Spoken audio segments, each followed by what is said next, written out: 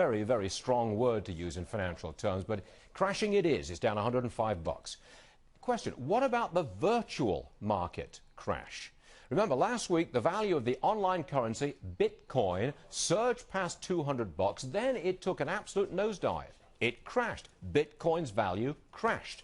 Joining us now is the chief editor of the Dollar Vigilante, and he's a Bitcoin entrepreneur, Jeff Berwick. Jeff, welcome back. Thank you, Stuart. Let me get this clear here. Your side of the Bitcoin story is that you put out, or you want to put out, ATMs. So you're the point of contact where I put in my US greenback dollars and I get back Bitcoins. Is that correct? That's correct. I'm sure that in the past week people have said to you, Jeff, it's a scam. Answer the question.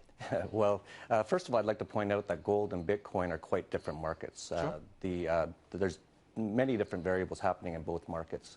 Bitcoin's a new evolving currency, and because of that, and it's a very small market, the total market cap of Bitcoin is 1 billion. So we're only back to where Bitcoin was at the start of this month. So it has been quite volatile. It will continue to be volatile. This is an emerging currency. People are really trying to gauge if it will become a real currency. Yeah, but look, I don't know who started Bitcoin. It's anonymous, right? Okay. I don't know who runs the thing right now. Now, you're asking me to put my money into an operation where I don't know the founder, I don't know who's running it, I don't know where it's run from, all I've got is rumor, and now a crash.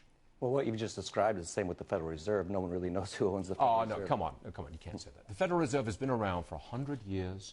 They're a notable operation. They're somewhat similar to central banks all the way around the world. You cannot say that nobody knows who owns the Federal Reserve. Well, do you know who owns it? Isn't it owned by major banks? See, no one knows. Isn't that it? No one really knows. There's no actual conclusive evidence. I know who runs it. His name is Ben Bernanke. Right. I know who runs it. Right. I know where he lives, and I can go ask him questions. That's the best thing. Can you say the same thing about Bitcoin? Well, that's the best thing about Bitcoin. Can you tell me who runs Bitcoin? No one does. It's run by the people. Can you tell me who started it? It was started apparently by someone under the name Sakamoto in Japan, but that's not the important part. Well, no, it is the important point. You're asking consumers to have a sense of confidence in a virtual currency, but you cannot tell me the name of the person who started it, where the operation is founded. You can't tell me. It's not really important because it's open source software, so you can look at the software and you can see that no one can control this currency.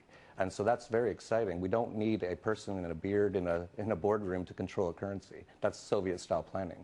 Okay. The two identical twins, Facebook people, I've forgotten their name actually, but they... Von Twinklebees or whatever, right. They own $11 million worth of Bitcoin. The Winklevoss, is that correct? Winklevoss, okay. They've got a big position. Yeah, good for them. How come Bitcoin went from a $200 value, I looked at it this morning, around 98? How come?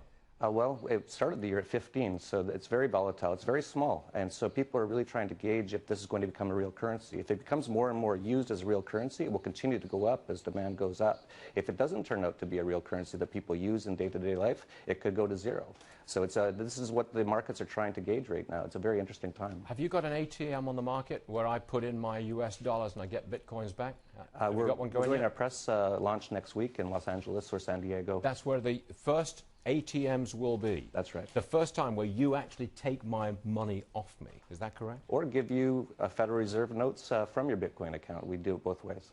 You do? Yes. A Federal Reserve note from my Bitcoin account? Yeah. What's that mean? Well, that's what the dollar bill? If you look, it's written on the dollar bill, it says Federal Reserve note. You might also notice wait a second. So I put a dollar bill into your ATM and I get a dollar bill back? No. You put fiat currencies in, the dollars, and it goes into your Bitcoin account. Or if you have a Bitcoin account that has currency in it, you can take dollars out of your Bitcoin account. All right. Okay, so that's a conversion factor. Yes. And you're introducing it very soon in California. Yes. All right. Appropriate, California. All right. Jeff Berwick, no, seriously, thank you very much for joining us. We appreciate you being here. My pleasure.